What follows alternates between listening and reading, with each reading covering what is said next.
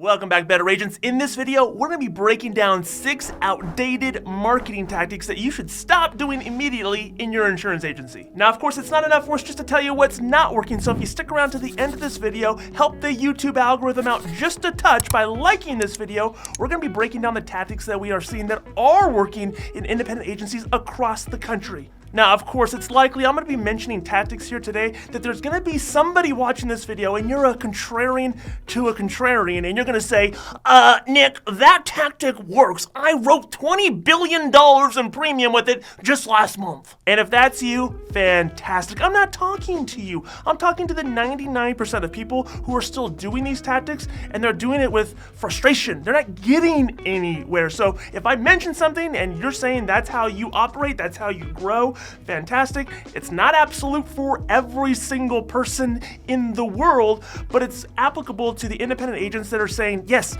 I've been doing these things, I don't know how to stop doing these things, and I need to start getting my mind wrapped around things that I know other people aren't doing, but will also have the same effect. Outdated marketing tactic number 1 is networking groups. Perhaps you've been invited to a BNI or LaTip or some other breakfast or lunch meeting where you show up as the insurance person and you've got to pass referrals and hopefully you want to get a lot of referrals. So what do? You spend all of your time talking to the bug man or the chiropractor or the roofer. And yes, there could be a real estate agent in there. There could be a mortgage broker in there, or maybe you're in the commercial insurance seat and there's people that can refer you business.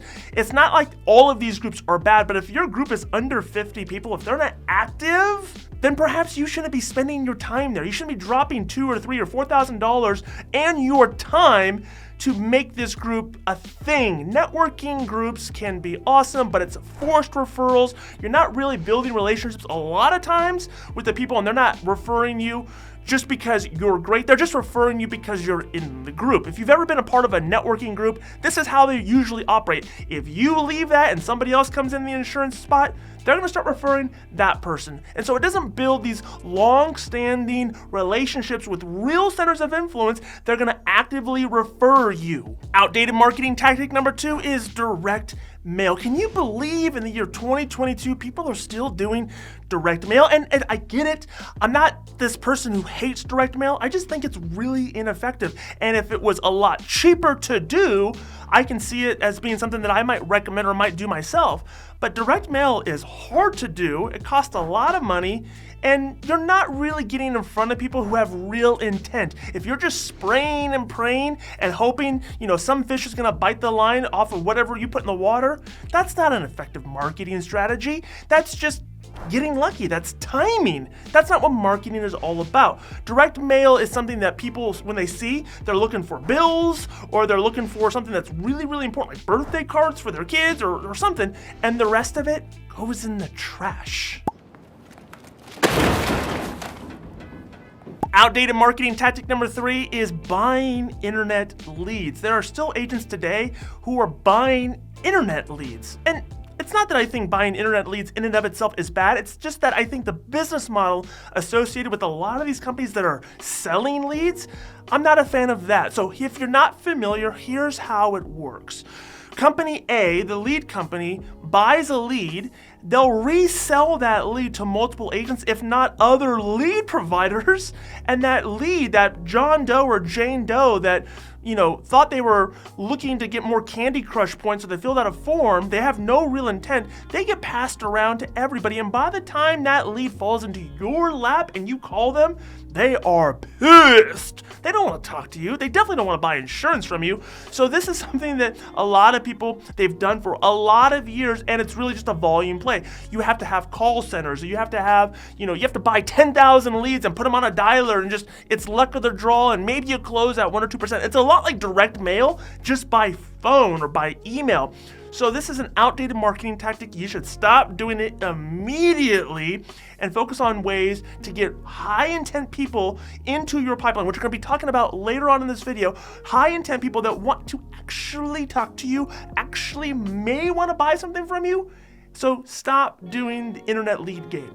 Woo boy, the next one's going to be pretty controversial, and that is Facebook ads for lead generation. Listen to me close because I'm going to say that again slowly. Facebook ads for lead generation. If you're running Facebook ads to get to people to complete a form or to complete a quiz, and the whole point is just to generate leads, this is an outdated marketing tactic that is having less and less effectiveness as the years go on. This was something that was hot and heavy 2015, 2016, 2017, but now in 2022, going into 2023 and beyond, you don't want to be spending your money on the ad platforms to generate leads. Now, I'm going to put a caveat in this because we're going to be talking about how to use paid social marketing to generate more demand and interest. But if your whole intent and the whole focus is just to run ad, collect email and phone number, and then call them, that is an outdated tactic.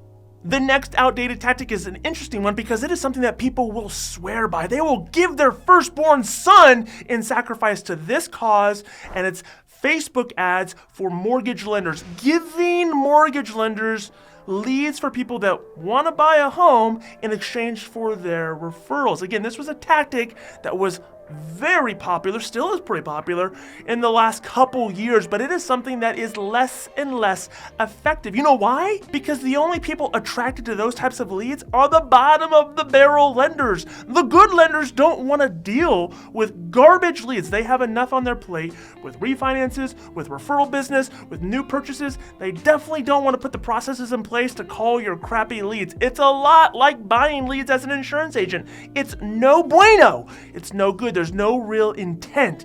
And so what happens is you put together these leads, you give them to a loan officer. The loan officer, if they call them, may do it once or twice, maybe shoot an email. They don't get any response, and then guess what? Their mind is made up. These leads are garbage. And who gave them the leads? You did. So it ruins relationships. It just makes it so that people don't want to do business with you. So quit giving loan officers leads that you generate off of the internet. The successful ones, the ones that can actually be really good referral partners, don't want those crappy leads. And the last outdated tactic that we're going to be talking about in this video is traditional SEO. If you're an insurance agent and you're writing about the 5 ways to save money on car insurance, and you're hoping that that blog article is going to get recognized by Google and people are just going to start flooding your email and your phone wanting to quote because they found your article, good luck. That's going to take about 10 years for that to happen. So that's not something that we want to focus our time on. You don't want to be thinking about traditional SEO in this broad sense where you're competing with everybody. You're competing with the Geicos, you're competing with the Progressives, you're competing with everybody else that is spending a lot of time, a lot of effort. They're writing articles, frankly, that are better than your articles, and they have the domain authority, which we're not going to get too nerdy here, but they have the domain authority and the presence online to rank much faster, much higher than you. So if you're just thinking about, I'm going to write a lot of content and I'm just going to let the SEO, spiders do their thing, that's something in insurance. That's tough sledding. That's an outdated tactic. That would be something that you would do in 2011, 2012. But here in 2022, when you're competing against all the giants, that's an uphill battle and an outdated tactic that you should stop doing immediately. Now that we have the outdated tactics out of the way, let's talk about things that actually work. I don't just want to spend my time telling you that XYZ doesn't work. I want to talk to you about the things that you can replace those outdated tactics with and things that can actually start to get you traction and results in your agency. The first thing that you need to do is you need to get committed to a particular niche. Stop thinking of your business along horizontal paths and start thinking about it in vertical segments. What niches can you embed yourself in? What veins can you put yourself in to where you are the only logical choice for insurance? You understand the questions that they're going to ask, you know the solutions that you can provide, you understand the pain points, you are the insurance professional that they are looking to solve their problems. A lot of times I talk to agents and they'll say, I'm in this niche, or this niche, or this niche, and this niche, and this niche, and this niche. You might as well be a journalist at that point. You're not really hyper-focused, you're dabbling, you're experimenting. To be successful, you need to figure out what type of client you want to serve.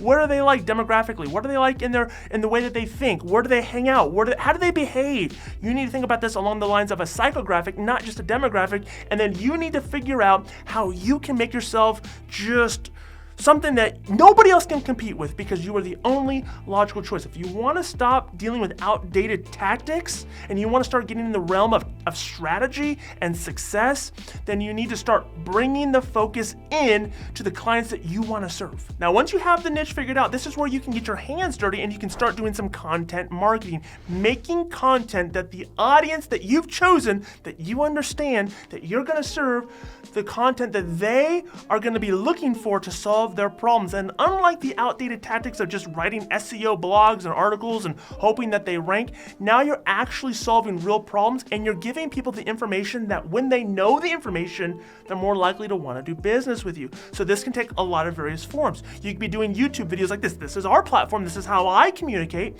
but you can also do podcasts. You can do blog articles. You can show up to different live events.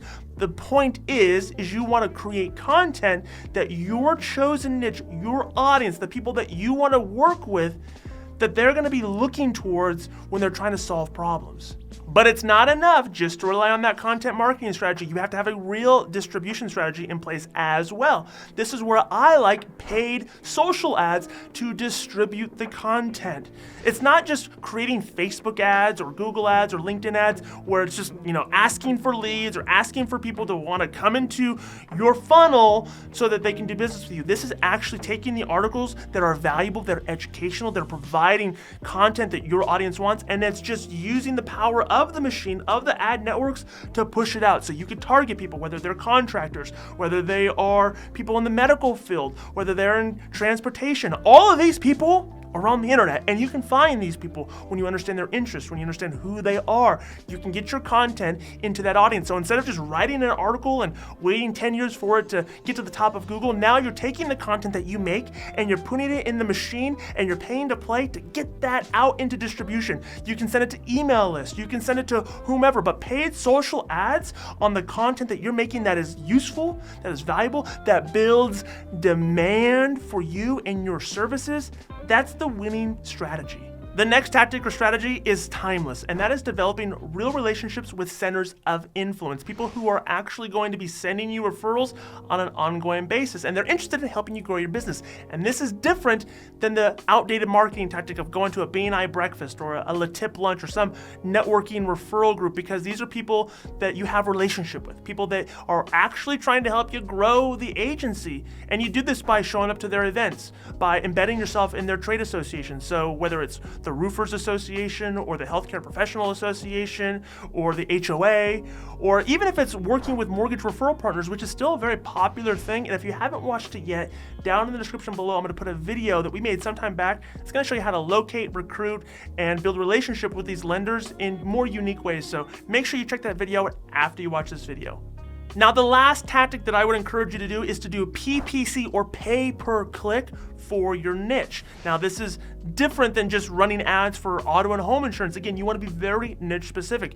Insurance is the most competitive search term and keyword, and it's expensive on Google. Again, you're competing with Geico, Progressive, all of the different players. But when you get really niche focused and you are this insurance for this segment of the market, then you can show up with more relevancy and you can actually get people who have more intent of wanting to buy from you. So again, it all goes back to starting a niche, knowing where you're going to embed yourself and who you're going to do business with, and not being a generalist. But when you run pay-per-click advertising on Google or LinkedIn or any of the other ad networks, then you can show up with more frequency.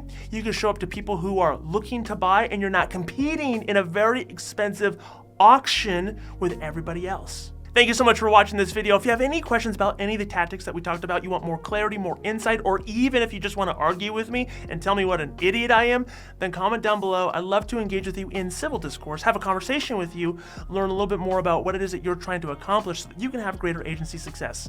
We'll see you again on the next video.